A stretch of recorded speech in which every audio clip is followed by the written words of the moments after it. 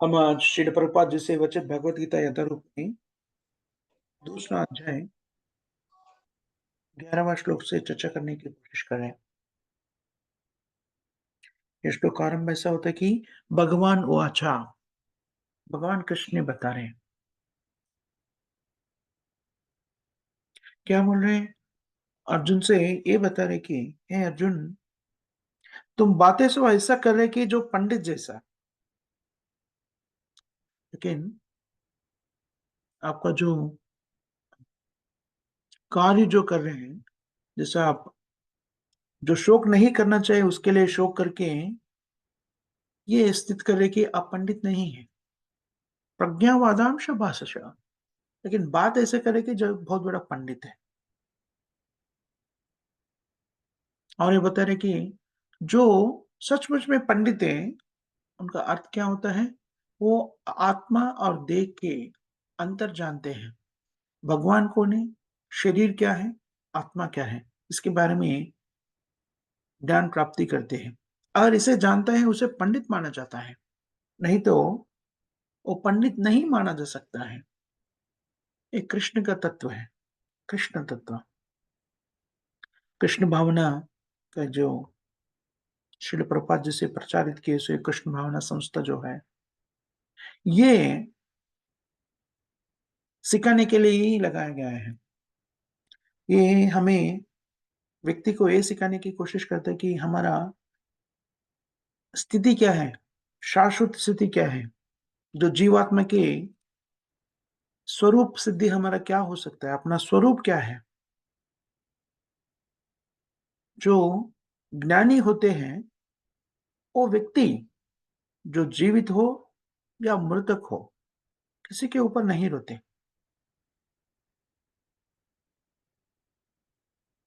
हम्म,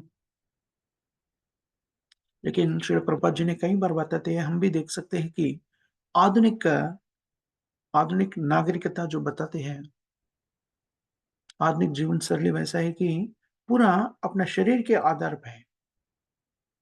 देहात्म बुद्धि यानी कि शरीर का उद्धारण करने के लिए कोशिश करते हैं, लेकिन शरीर को उद्धारण नहीं कर सकते हैं। उस अशाश्वत है, वो मृतक है।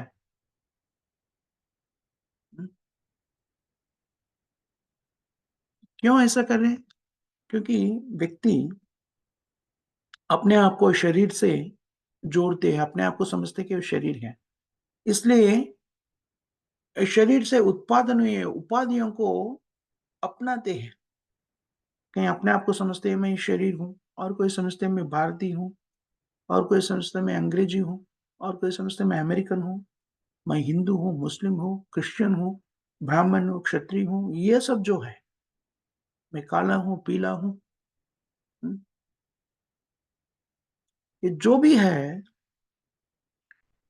ये शरीर के आधार पर निर्धारित किए तो सब चीज़ जो है, हम देहात्म बुद्धि से अपना सोच आगे बढ़ा रहे हैं। आधुनिक नागरिकता जो है, विज्ञान शास्त्र के विज्ञान शास्त्र को भी मिलाकर यही हम शरीर है, ये भावना से हम हर दिन अपना जीवन व्यतीत कर रहे हैं।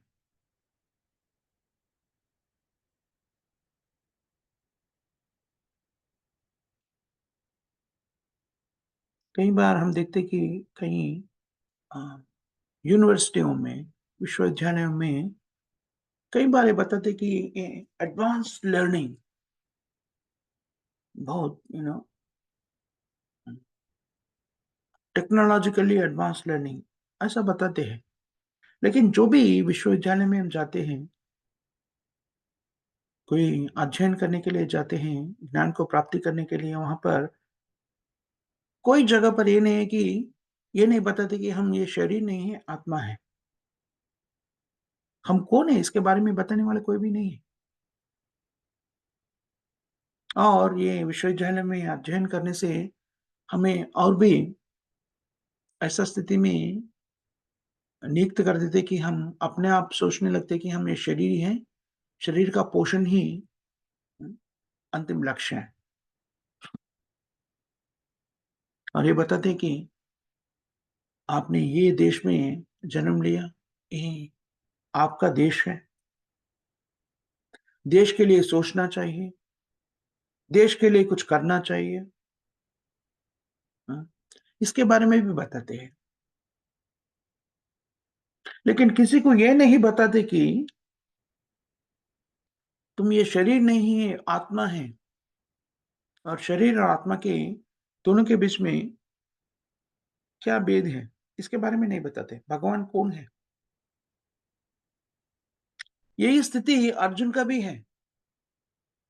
जैसा हमें भौतिक विद्या में अ, प्रभावित करके हमें ये बताते कि हम शरीर है और शरीर का पोषण के लिए हम जीवित व्यतीत करना चाहिए।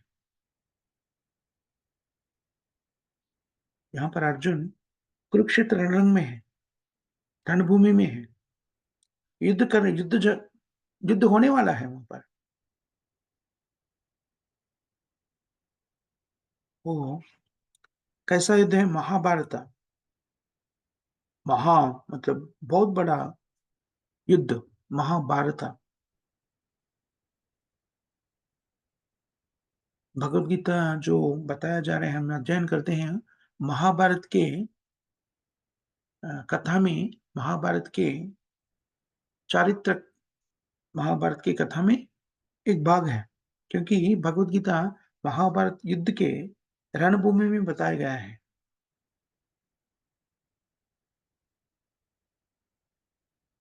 ये महाभारत में एक ही परिवार का अ, भाई पांडव और कौरव दोनों के बीच में युद्ध का निर्धारित हुआ है।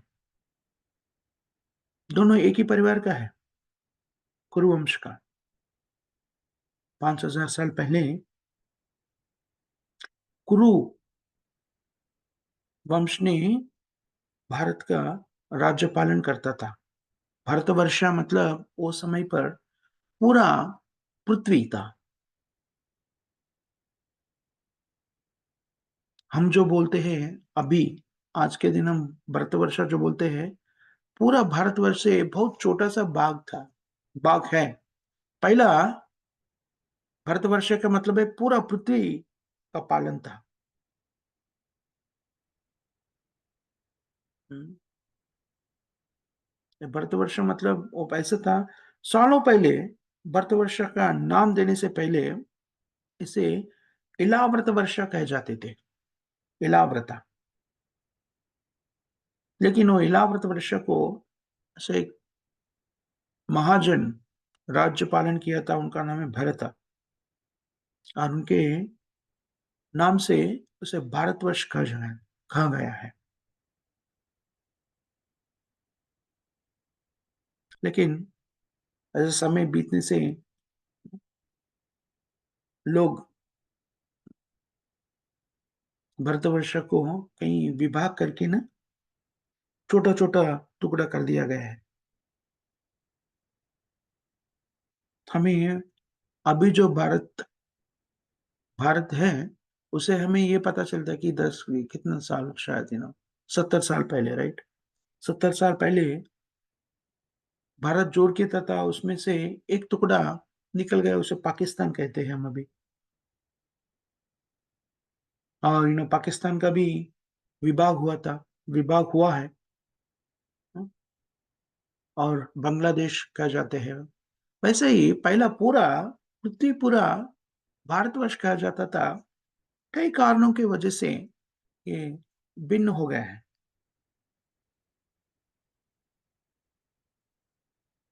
तो ये हमें शास्त्रों में पता चलते हैं, हमें क्या बोलते हैं कि हिस्ट्री में भी हम जाके देख सकते हैं। पूरा धरित्री, पूरा भूमि एक ही राजा के नियंत्रण में पालन होता था उसका। इसलिए पूरा जो एक राजा के नियंत्रण में पूरा धरित्री का पालन होता था, उनका जो कल्चर और नागरिकता बोलते हैं, वो भी एक तरीका का रहते थे। और वो नागरिकता क्या थी? मानव जीवन का लक्ष्य को प्राप्त करने के लिए राजा जो भी स्थिति चाहिए अपना प्रजाओं को वो अ, वो देने की कोशिश करते थे। तभी जो राजा रहते थे, भगवान कृष्ण के प्रतिनिधित्व करते थे, प्रतिनिधि बन के राज्य का पालन करते थे। तभी व्यक्ति भगवान का प्रतिनिधि बन के राज्य पालन करते हैं, तो वेदों का अनुसार राज्य का पालन करते हैं। हम कई बार बोलते हैं राम राज्य, आजकल प्रजातंत्र हो गया। लोग जो वोट माँगने के लिए आते हैं, प्रजाओं को अपने आप को क्या बोलते हैं? हम प्रजा प्रजा क्या सेवक बनेंगे। जैसा कैसा सेवा करेंगे? ऐसा सेवा करेंगे कि राज्य पूरा राम राज्य हो जाएगा। लेकिन जो बोल रहे हैं उनको भी पता नहीं, सुन रहे हैं इनको भी पता नहीं कि राम राज्य का अर्थ क्या होता है। राम राज्य का अर्थ ये होता है कि भगवान राम क्या किया है? रामचंद्र राज्य को ऐसा पालन किया कि वेदों के अनुसार, वेद नियमों के अनुसार राज्य का पालन किया। तभी वो राज्य राम राज्य हो जाते हैं। कोई भी व्यक्ति रामराज लाने के लिए क्या करना चाहिए?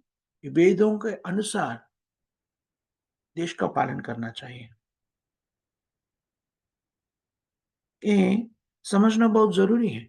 वेदों में क्या बताए गए हैं? वेदेश्च सर्वम् अहमेव वेदो वेदांत कृत वेद विदेव चाहम्। वेद कौन बताए गए हैं? भगवान खुद। वेदों को वेदों में मानव जीवन को कैसा बिताना चाहिए इसके बारे में बताया गया है।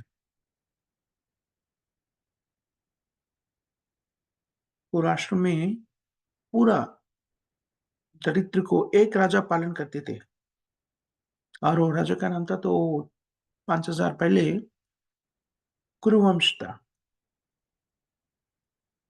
पूरा जगत, पूरा पृथ्वी का राजा था। वो प्रजातंत्र नहीं था, राजा था। तो दोनों के बीच में वो दोनों के भाइयों के बीच में सब बोलते हैं ना कैसे भाई थे वो? Cousin brothers. तो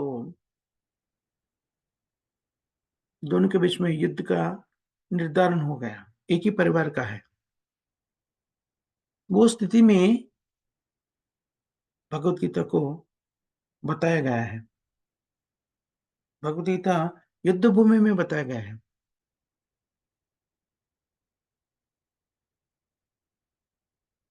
इसलिए भगवत गीता तभी बताया गया है, वहाँ पर बहुत कम समय था। युद्ध के लिए सन्नद्ध हो गया दोनों वर्ग। युद्ध भूमि में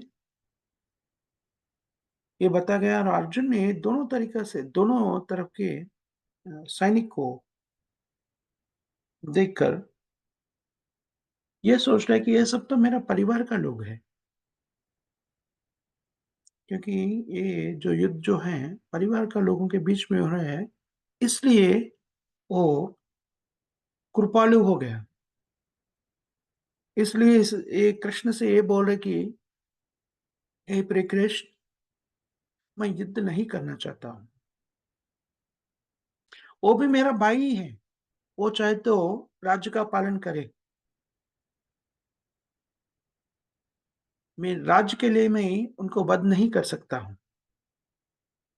भगवद गीता का विषय इसी के माध्यम से शुरू होता है। अर्जुन ने बोले कि मैं युद्ध नहीं करूँगा क्योंकि ये जो युद्ध करने के लिए सिद्ध हो गया, मेरा प्रत्येक जो है वो खुद मेरा ही परिवार का है, भाई-बंधु है, गुरुजन है, पितामह है। और कृष्ण अर्जुन को ये बता रहे कि तुम क्षत्रिय हो। क्षत्रिय होने के नाते तुम्हारा कर्तव्य का पालन करो। तुम्हारा कर्तव्य क्या है? क्षत्रिय होने के नाते युद्ध करना। तुम जो तुम्हारा कर्तव्य से क्यों विमुख हो रहे हैं? वेद ज्ञान के अनुसार 4 तरीके के लोग रहते हैं, 4 वर्गों में। समाज में 4 तरीके के लोग। चातुर्वर्ण्यम मया सृष्टिम गुणा कर्मा विभागशः। मानव समाज को ऐसा 4 तरीके के लोगों में वर्गीकरण किया जा गया है। हमारे शरीर में भी उम, कई वर्गीकरण होता है ना, जो हैं सिर जो रहते हैं, ब्रेन सिर जो रहते हैं, उनका कहीं सोचना वैसा काम रहता है। सिर और भुजा, हाथ-पाँव, भुजाएँ और पेट और नीचे पाँव। 4 जैसा वर्गीकरण शरीर में है, वैसे ही समाज में भी 4 वर्गीकरण हैं। ये सब तो ज़रूरी है। अगर हमारे शरीर को ठीक तरीके से रखना है तो ये सब चीज़ों का, पाँव का, हाथ का, भुजबल का और सिर का, सबका ज़रूरी है। और उसमें सिर जो है उधर से हमारा सोच शुरू होता है। जो भुज और पेट और पाँव, ये सब भी हमारे शरीर का भाग है और अपने-अपने स्तर पर इसका खुद महत्वपूर्ण स्थिति में रहते हैं। सबका कुछ महत्व है। वो अपने आप में एक से दूसरों को सहाय करना चाहिए कि पूरा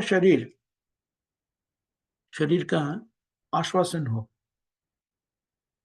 इसके बारे में हम कई बार सुने हैं, जो वर्गीकरण के बारे में ब्राह्मण, क्षत्रिय, वैश्य, शूद्र के बारे में कई बार हम चर्चा करते हैं।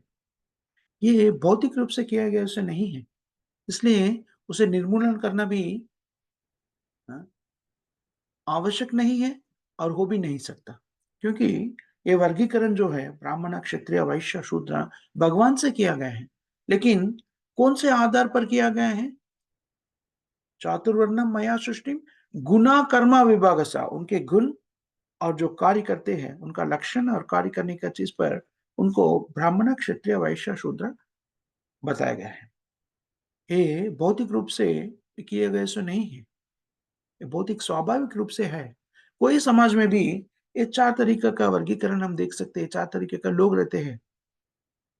ये केवल भारत में नहीं, पूरा जगत में वैसे ही रहते हैं और कोई कोई और नाम से पुकारता होगा, लेकिन ये 4 वर्गीकरण, 4 तरीके का लोग हर देश में होते हैं।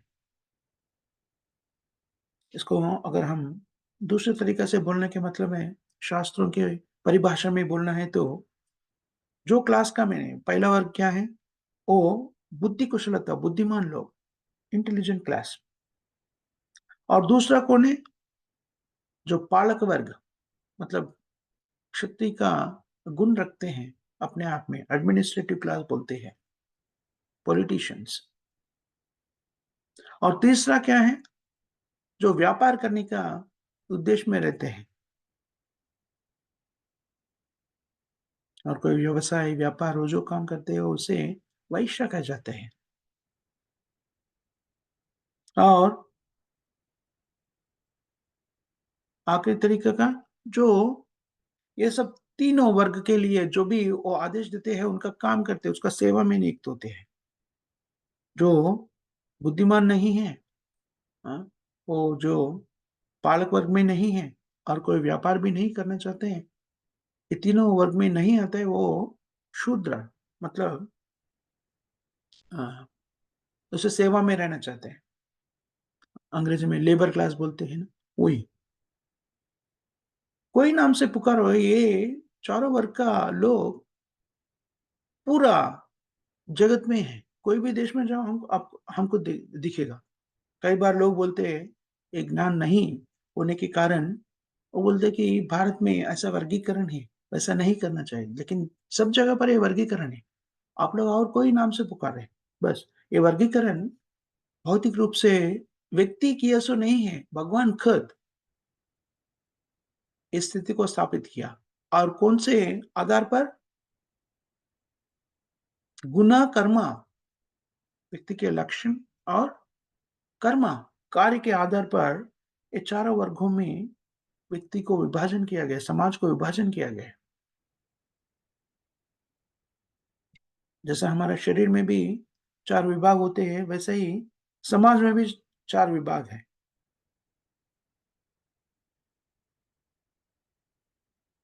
तो जो उसमें दूसरा विभाग जो है, क्षत्रिय, जो समाज का परिरक्षण का धर्म था। उनका कर्तव्य क्या था? समाज को परिरक्षण करना। क्षत्रिय, क्ष मतलब जो क्षिति, जो तकलीफ़ें आता है, वो तकलीफ़ों से परिरक्षण करने वाले को त्रिया, जो हमें अ, तकलीफ़ों से रक्षण करने वाले क्षत्रिय। यहाँ पर कृष्ण अर्जुन से ये बता रहे कि तुम्हारा कर्तव्य जो है, तुम्हारा धर्म जो है, वो करने से विमुख क्यों हो रहे हैं?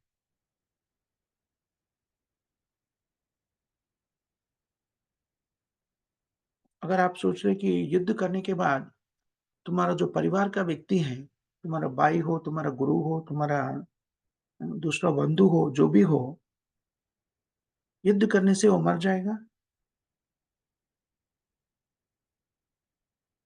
नहीं, वो सही नहीं है। कृष्ण ये बताना चाहते कि अर्जुन को, ये शरीर तो तुम देख रहे हैं, वो व्यक्ति के भिन्न है। जो हम व्यक्ति बोल के पुकारते हैं, वो आत्मा है। ये शरीर से भिन्न है।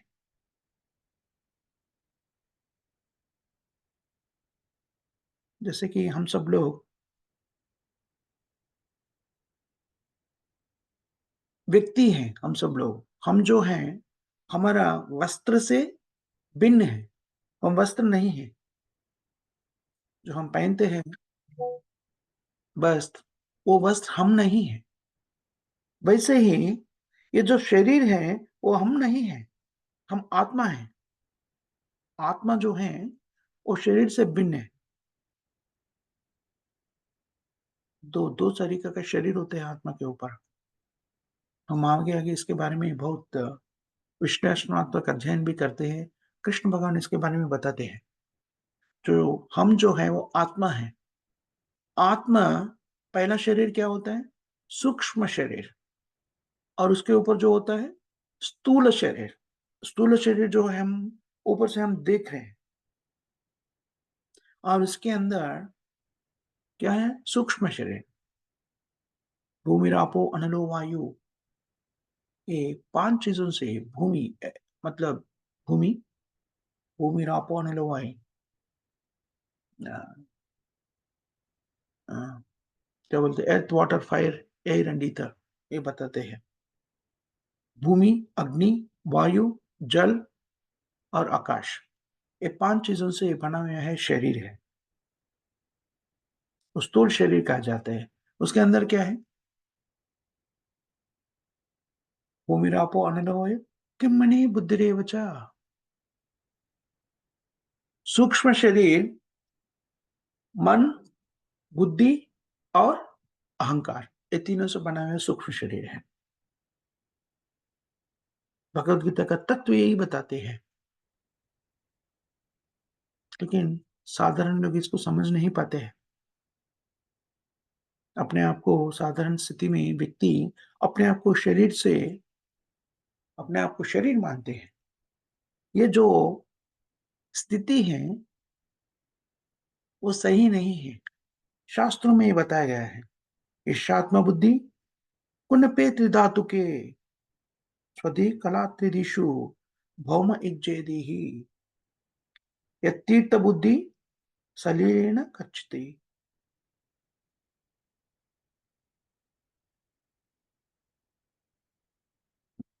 जिनेषु अभिज्ञेषु स एव गोकरा। गोकरा,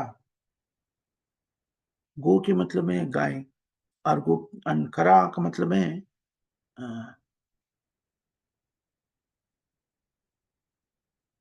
करा का मतलब क्या है? गधा, गाय और गधा। जो भी अपने आप को शरीर के माध्यम से अवगाहन करने की कोशिश करते हैं, अपने आप को शरीर मानते हैं, उसे कहे जाते हैं इधर पशु जीवन है। यस्यात्म बुद्धि कुनपे त्रिधातुके, जो अपने आप को शरीर के स्तर पर देहात्म बुद्धि से जीवन को व्यतीत करते हैं, वो पशु है। जैसा कि कुत्ता जो है, वो नहीं समझ सकते कि वो शरीर नहीं है, वो शुद्ध आत्मा है, ये नहीं समझ सकते। लेकिन जो आत्मा, जो व्यक्ति शरीर मनुष्य के शरीर में है, उनके ये समझा उसे ये समझाना समझ समझा जा सकता है कि वो शरीर नहीं है, आत्मा है। इसके बारे में मनुष्य को समझा सकता है, पशु को नहीं। जो मनुष्य को ये समझाए तो वो समझ जाते हैं कि शरीर नहीं, आत्मा है। कैसे समझ सकते हैं वो शरीर नहीं है, आत्मा है? बहुत साधारण तरीक़ा से समझ सकते हैं। भगवद गीता में ये बताते हैं, देहिनोऽस्मिन् यदा देहे कौमारं यौवनं जरा तथा देहान्तरप्राप्ते धीरस्तत्र न मुह्यते। हम आगे इसके बारे में पढ़ते हैं। देहिनोऽस्मिन् यदा देहे कौमारं यौवनं जरा तथा देहान्तरप्राप्ते धीरस्तत्र न मुह्यते। देहिना अस्मिन् देहे, ये जो शरीर है, ये शरीर के अंदर क्या है? देही, देही मतलब जो शरीर में निवास करने वाले आत्मा। मैं ये शरीर नहीं हूँ। अगर कोई मुझे पूछते हैं, "हुँ, ये क्या है?" अगर हमारे सिर को दिखा के बोलते हैं, "ये क्या है?" वो बोलते हैं, "मेरा सिर है।" और हम दोनों पाँव को दिखा के बोलते हैं, "ये क्या है?" "मेरा पाँव है।" और हाथों दिखा के बोलते थे, "ये क्या है?" "मेरा हाथ है।" देखिए, हम क्या बोल रहे हैं? मेरा हाथ है, मेरा पाँव है, मेरा सिर है, मेरा आँख है, मेरा मतलब मैं वो नहीं हूँ। अगर हम देखिए, हम एक बाह्य रूप से बाह्य स्थिति में जो वस्तु है, हमें दिखाते हैं, ये क्या है? यहाँ पर लैपटॉप है। ये बोलते हैं, क्या है? मेरा लैपटॉप है, मेरा है। मैं लैपटॉप नहीं हूँ। मैं वो जो लैपटॉप है, दूसरा वस्तु है, वो मेरा है। जैसे हम बोले, ये हाथ दिखा रहे हैं, ये मेरा हाथ है, मतलब मैं हाथ नहीं हूँ। पाँव दिखा तो मैं मेरा पाँव है, मतलब मैं पाँव नहीं हूँ, पाँव जो है मेरा है। से इसे हमें क्या सिद्ध होते हैं? ये जो हम बाह्य रूप से हम देख रहे हैं, शरीर को देख रहे हैं, उसमें कोई भाग मैं नहीं हूँ, वो मेरा है, मतलब मैं और कोई हूँ, और ये जो चीज़ मुझे दिखा रहे हैं, वो सब मेरा है।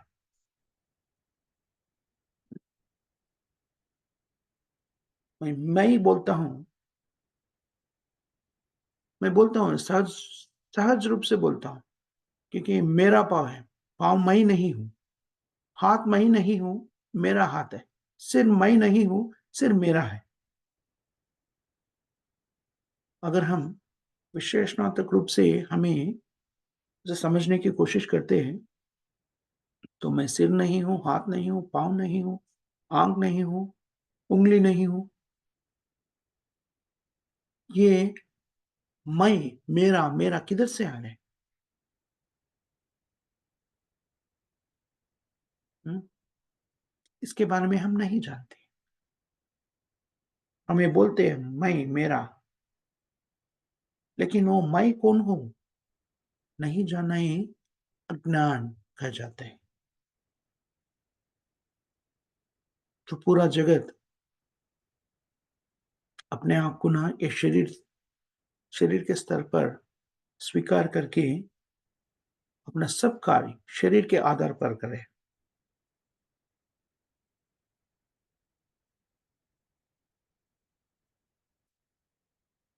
यही हमारा दोष है। भौतिक जीवन में व्यक्ति का दोष यही है, अपने आप को शरीर के स्तर पर सोचना।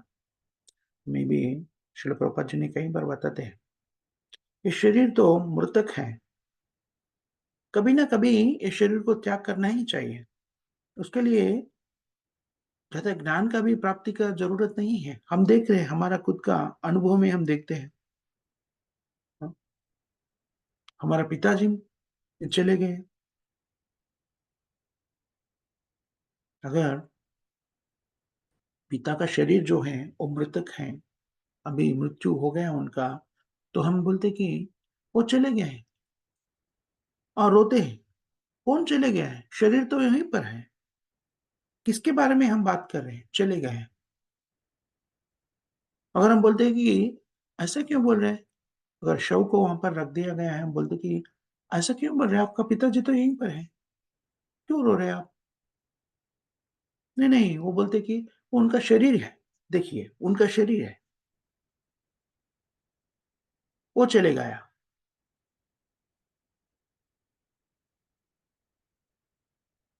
देखिए, हम अभी भी देखें तो ना,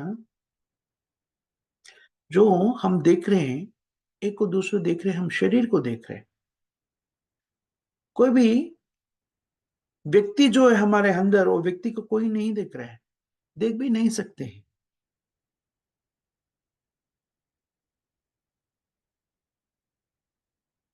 अभी जो हम जीवित हैं, तभी कोई भी हमें नहीं देख सकते हैं। मृत्यु के बाद वो सोचना शुरू करते कि सच में तो वो व्यक्ति चले गया है। हमारा पिता चले गए तो हम बोलते कि हे, हमारा पिता मर गया ना, चले गया।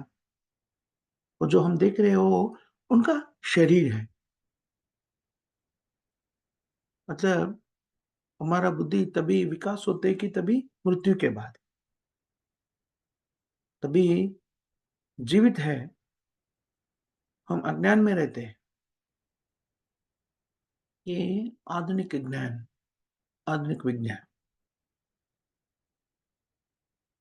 तभी हम जीवित रहते तो लोग क्या बोलते हैं वो? इंश्योरेंस पॉलिसी लेते हैं,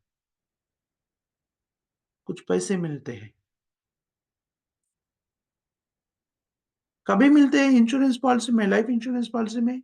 मृत्यु के बाद पैसे मिलते हैं। तभी जीवित रहते, तभी नहीं।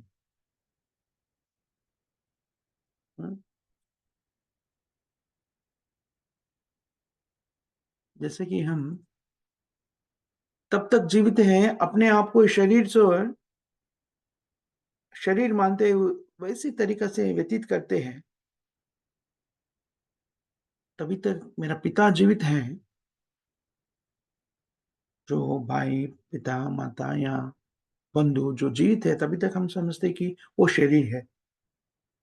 और वो चले जाने के बाद हम बोलते हैं ये जो है, वो जो शरीर है, वो नहीं है। अपने आप को वैसे ही सोचते हैं, सब लोग वैसे ही सोचते हैं ना, ये मेरा पिता है, माता है, मेरा पत्नी है, पति है, बच्चे हैं। हम किसे देख रहे हैं? शरीर को देख के अपना मान रहे हैं। वो अज्ञानी, इग्नोरेंस, पूरा जगत का है, अध्ययन करते हैं हम तो तभी जीवित रहते हैं, तभी तक वो बोलते कि अपना-अपना शरीर से अपना स्थिति को निर्धारण करते हैं। मैं अंग्रेजी हूँ, मैं अमेरिकन हूँ, मैं भारतीय हूँ, मैं हिंदू हूँ, मुस्लिम हूँ, क्रिश्चियन हूँ। सच में हम वही है क्या? ये शरीर हिंदू है, हिंदू होता है क्या? ये शरीर हो सकता है क्योंकि मैं हिंदू परिवार में जन्म लिया, हिंदू, मुस्लिम परिवार में जन्म लिया, मुस्लिम, क्रिश्चियन वगैरह-वगैरह।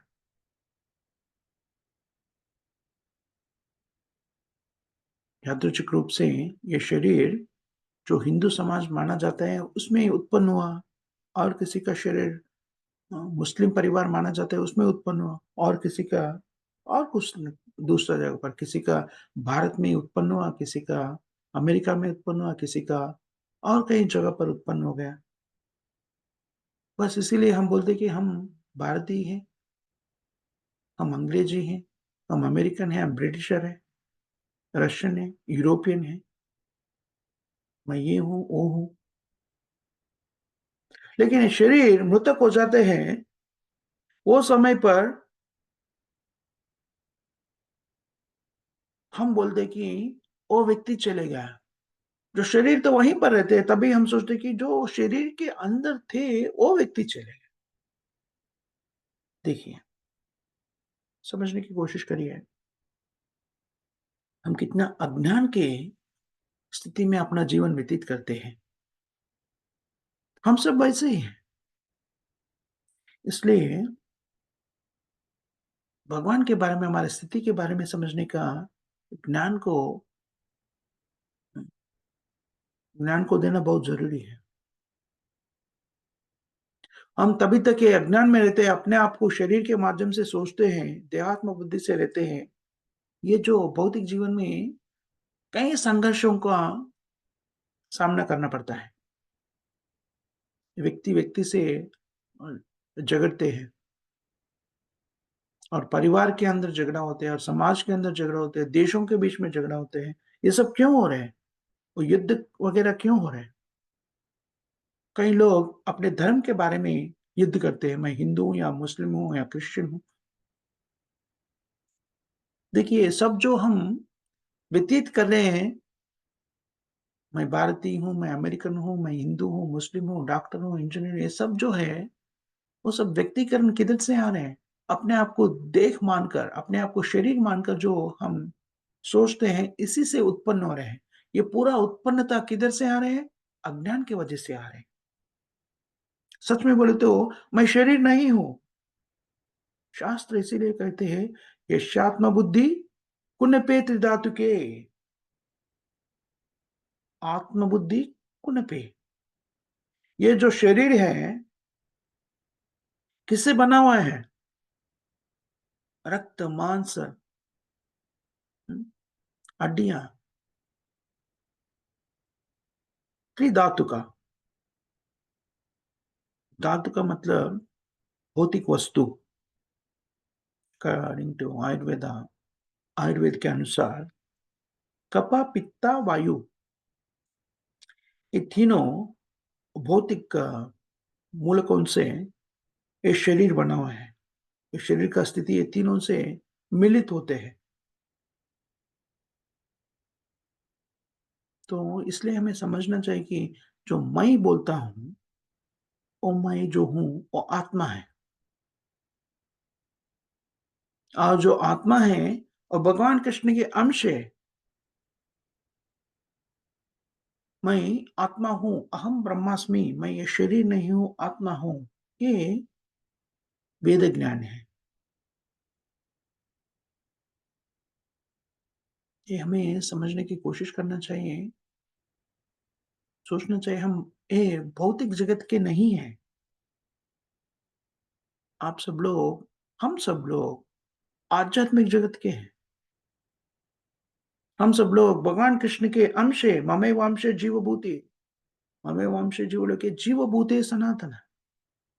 भगवद गीता में बताया गया है, 15 अध्याय में हम उसके बारे में चर्चा करते हैं। भगवान कृष्ण कह रहे कि सब जीव जो है मेरा ही अंश है। मन सहस्त्राणि इंद्रियाणि प्रकृति स्थानि कर्षति।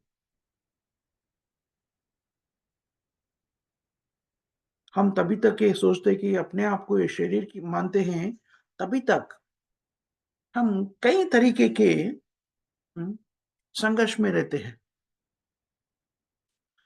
हम तभी तक अपने आप को इस शरीर से सोचते, शरीर मानते हैं, मतलब पशु जीवन को व्यतीत करें। क्योंकि पशु और व्यक्ति में, मनुष्य में तब तक वो सोचते कि आहार, निद्रा, भय, मैथुना यही कार्य में निमग्न होते हैं, तो पशु और मनुष्य में कोई भी अंतर नहीं है। आहार, निद्रा, भय, मैथुन, आहार ना, भोजन करना, सो जाना, आहार, निद्रा, भय, अपने आप को रक्षा करना, डिफेंडिंग, आहार, निद्रा, भय, मैथुना, पुनरुत्पत्ति करना। ये 4 चीज़ ये तो पशु भी करते हैं और मनुष्य भी करते हैं। तो मनुष्य और पशु में भिन्नता क्या है? मनुष्य का मनुष्य ने पशु से बहुत बुद्धिमान होते हैं। तो बुद्धि से वो करना क्या क्या करना चाहिए? वो सोचना चाहिए, मैं कौन हूँ? मैं ये शरीर नहीं तो और कुछ। सचमुच में मैं ये शरीर नहीं हूँ। इसके बारे में कई बार हम चर्चा के कई दृष्टांत उदाहरण दिया गया है प्रभुपाद जी से। अभी हम चर्चा कर रहे थे, हम आत्मा हैं। हम जो शरीर है तो मैं कैसे बोलता हूँ शरीर के हर भाग को मैं मेरा बोल रहा हूँ, मैं ही नहीं बोल रहा हूँ। मेरा हाथ है, मैं ही हाथ नहीं हूँ। मेरा सिर है, ये सिर मैं ही नहीं हूँ, मैं नहीं हूँ।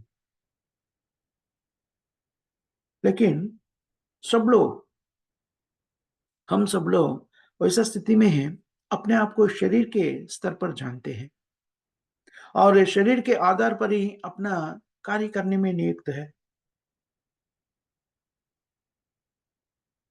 कोई भी ये नहीं समझ रहा कि मैं शरीर नहीं हूँ, आत्मा हूँ। कृष्ण भावना जो है, कृष्ण भावना समाख्या जो है, ये स्थापित करके श्रील प्रभुपाद जी ने एक ज्ञान को, ये भगवान दिए सो भगवत गीता में दिए सो ज्ञान को सबको बताना चाहते हैं। सब लोगों को अपना निज स्थिति को बताने के लिए कोशिश किया है।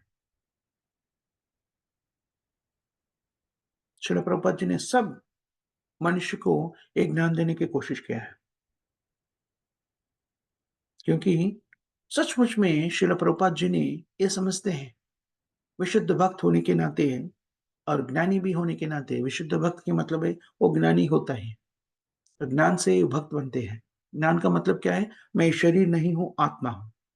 ये अगर ये समझ जाते हैं, व्यक्ति भगवान कृष्ण के शरणागति में जाते हैं। ये जो समझ गया है, इसलिए श्रील प्रभुपाद जी ने एक ज्ञान देने में मैं भारतीयों को देता हूँ, ऐसा नहीं बोला। अगर भारतीयों को देता हूँ मतलब तो मैं पुरुषों को देता हूँ, स्त्रियों को देता हूँ, ऐसे बोले तो उसका मतलब क्या हो गया? शरीर के स्तर पर सोचना शुरू किया, मतलब देहात्म बुद्धि में। श्रील प्रभुपाद जी ने देहात्म बुद्धि में नहीं था, इसीलिए एक ज्ञान को पूरा मनुष्यों को दिया है।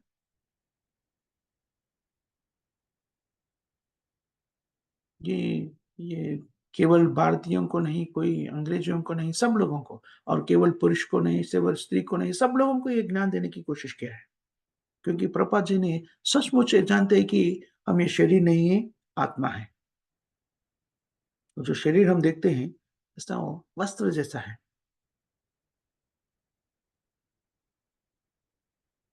हुँ, हमने ये कई ड्रेस पहन सकते हैं, कोई सैफ़्रॉन ड्रेस पहन सकते हैं, कोई पैंट शर्ट पहन सकते हैं, धोती कुर्ता पहन सकते हैं।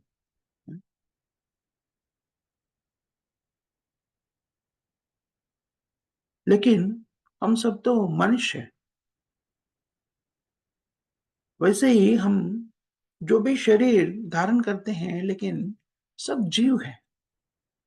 अगर हम ये समझते कि हम सब भगवान के अंश हैं, तो तभी जो हमारा संघर्ष जो है खत्म हो जाएगा। एक देश दूसरा देश से युद्ध ही क्यों कर रहे हैं? ये मैं अपने आप को वो देश समझते कि देश को पालन करने वाले राजा भी समझते कि वो रशियन है और ये यूक्रेनी है। सचमुच में वो सब लोग तो जीव है, सब लोग मनुष्य हैं। और विश्लेषणात्मक अध्ययन किए तो सब लोग जीव है, आत्मा है, और वो आत्मा होने के नाते भगवान कृष्ण के अंश है, भगवान के अंश है सब लोग। अगर इस स्तर पर हम सोचते तो हमारा संघर्षण खत्म हो गया। देखिए, कृष्ण भगवान को अपना जीवन में उतारने से हम सब संघर्षणों से, सब तरीके के भौतिक संघर्षण से मुक्त हो जाते हैं।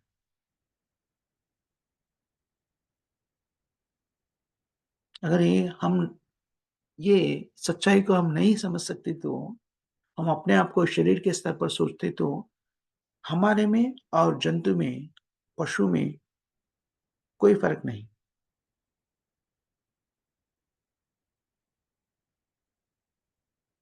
हम जंगल में जाते तो कई जंतु रहते हैं, कई पशु रहते हैं, बिल्ली रहते हैं, कुत्ते रहते हैं,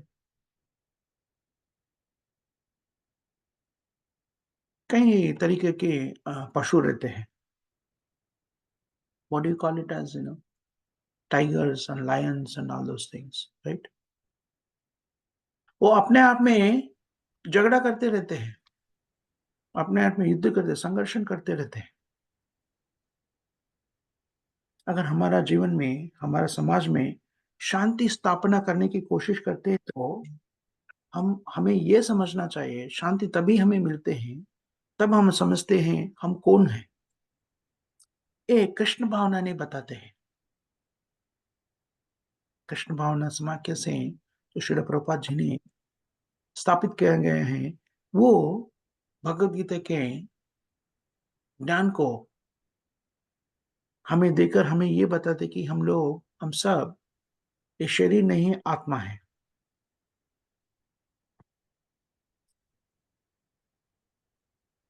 ये केवल आपका और मेरा ही नहीं, सबका यही है स्थिति। और पशु भी वही सोचते हैं, अपने आप को शरीर मानते हैं। लेकिन पशु भी सच में तो वो भी आत्मा है। सर्वयोनिषु कौन्तेय मूर्तया संभवन्तिया ताशम ब्रह्म महद योनिर अहम बीज प्रजापिता। कृष्ण भगवान ने भगवद गीता में बता रहे हैं, सब जीवों का मूल स्थिति मैं हूं। अहम बीज प्रदापिता, ये सत्य है। अगर हम सृष्टि का आरंभ को समझने की कोशिश करते हैं, इसके बारे में पूरे तरीके से भगवद गीता में हमें उसके बारे में ज्ञान दिया गया है। जैसा पिता जो है, पिता ने माता के गर्भ में वो बीज प्रदान करते हैं। वो जो बीज है, वो माता के गर्भ में वो फलदीकरण होते हैं। जैसे ही भगवान कृष्ण के अंश है हम सब, हम भगवान कृष्ण के माध्यम से, भगवान कृष्ण ने हमें प्रकृति के गर्भ में प्रदान किया है। ऐसा 84 lakhs का योनियों के बारे में बताते हैं। उसमें 80 लाख योनि मानवेतर जीव है। जलजानवलक्षानी स्थावरा लक्ष विंशति, जो पानी में जीने वाला जीव, जलजा नवलक्षानी, 9 लाख, नवलक्षानी, 9 लाख तरीके के जीव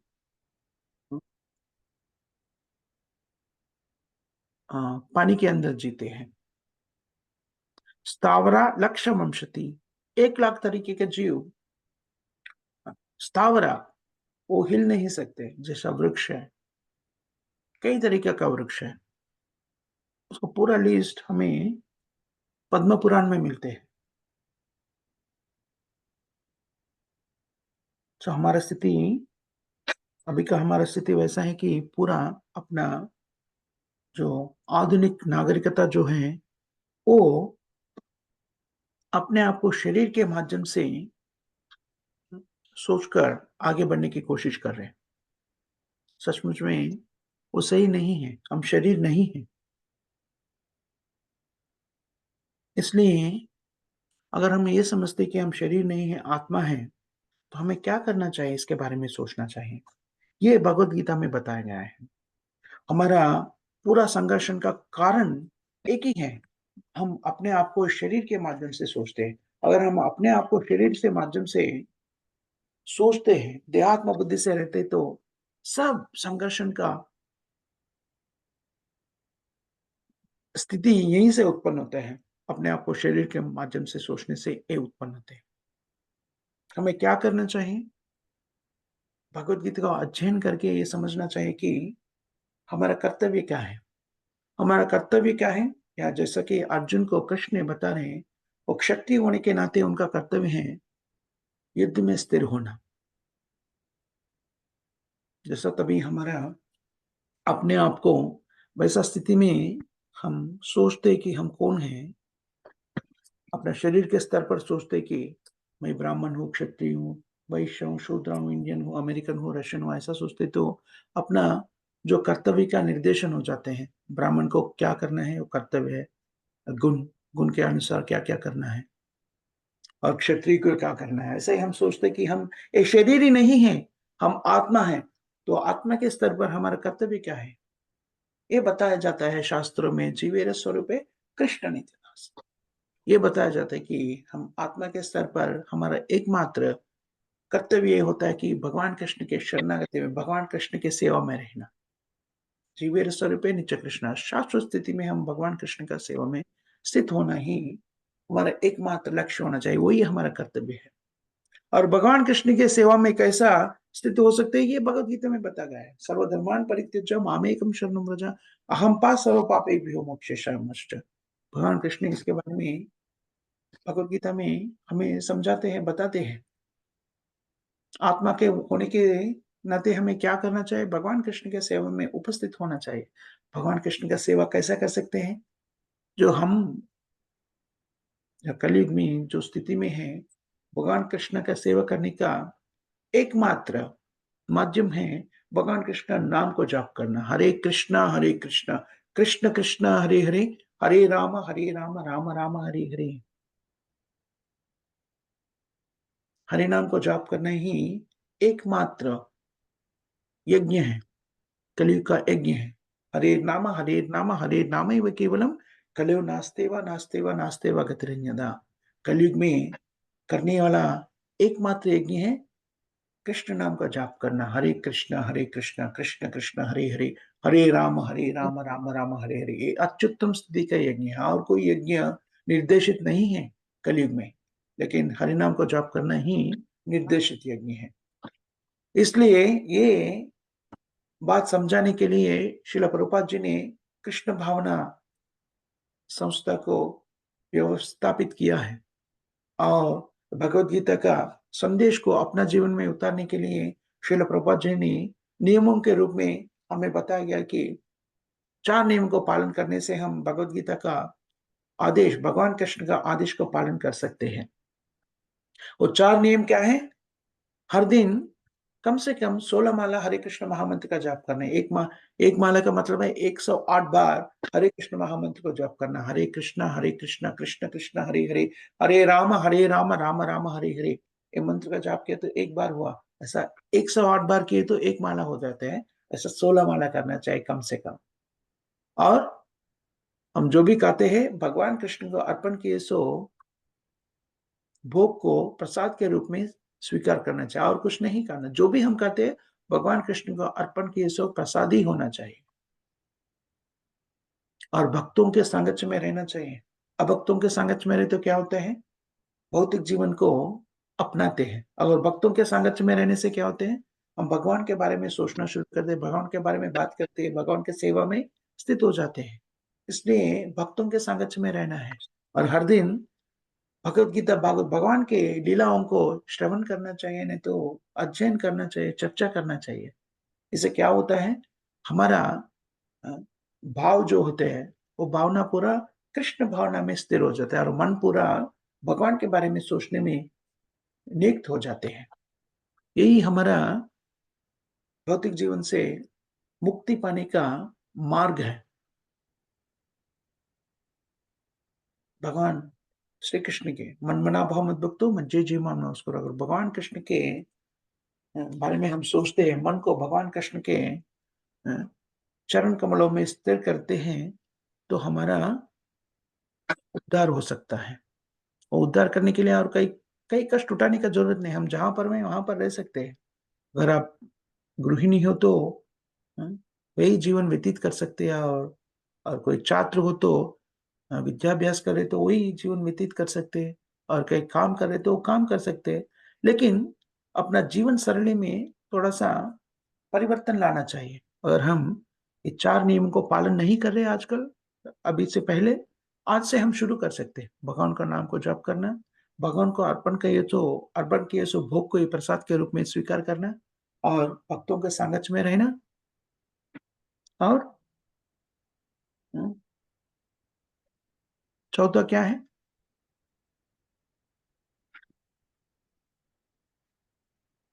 भगवान की लीलाओं का श्रवण करना, अध्ययन करना। ये चारों नियम को हम पालन करते तो हम भगवान का आदेश जो है भगवत गीता में बताया गया है, उसे पालन कर सकते हैं। ये हम इस श्लोक का तात्पर्य माना जा सकता है, यहाँ पर हम समाप्त करेंगे। किसी को कोई टिप्पणी, कोई प्रश्न वगैरह कुछ है?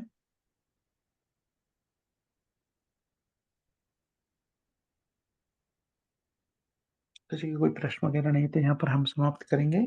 जगत गुरु श्रील प्रभुपाद की जय जय।